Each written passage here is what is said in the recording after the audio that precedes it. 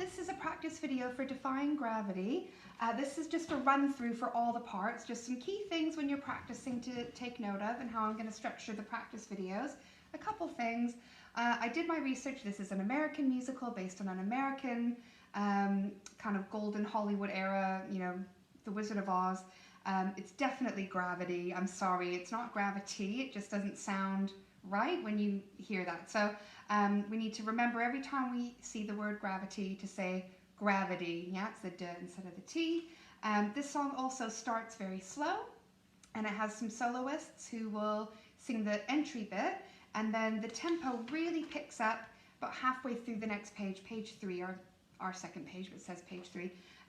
We see this real pickup of speed where the solo ends, and that's when everybody comes in with kind of the main chorus bit where we're going to have very similar harmonies every single time it comes back. It happens multiple times in the song, and that's this part here where we hear this.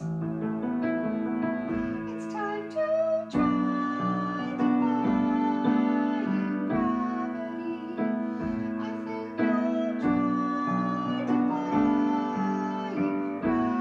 You can pull me down. Yeah, it's got that nice kind of drive to it, that kind of fast tempo, but it is a really nice harmony that comes in there. So we kind of go from that chorus bit, then it's kind of the sopranos singing a solo line, and then the altos singing a solo line, and then we're in two parts where the tenors and basses are singing kind of in harmony with the sopranos and altos, but then we get back to that try defying gravity, and we go back into that 3-part harmony.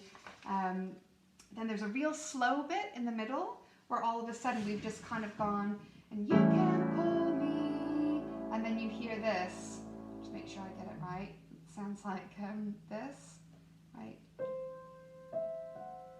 That's it.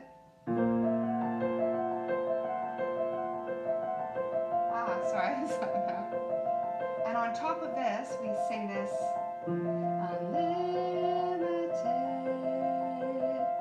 my future is, as you can see, getting that to kind of go together with this really dreamy piano part.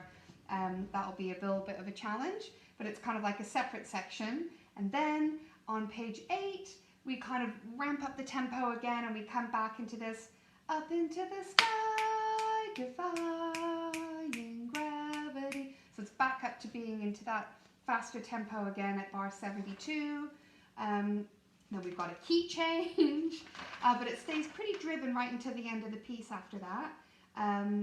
But yeah, as you can see, this piece, although its harmonies are not that complicated, it does have quite a bit of needing to pay attention to where the key changes, or where we are slower or faster, or just a solo part versus a harmony part.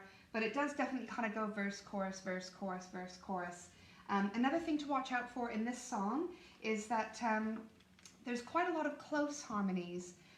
For example, I was having a look at the ending, and even right at the ending of the song, we have this, on page 12, we've just gone, and then on me, we sing, which is, yeah, with the soprano split at the top, so it sounds like this. And then it resolves to, yeah?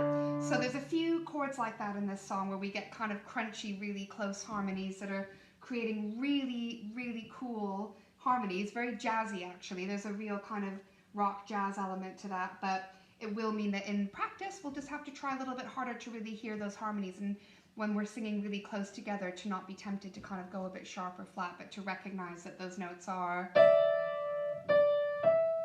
close but different.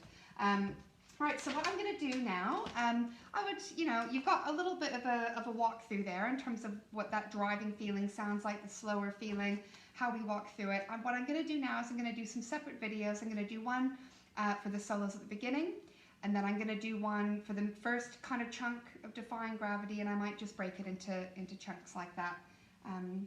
Yeah, thank you.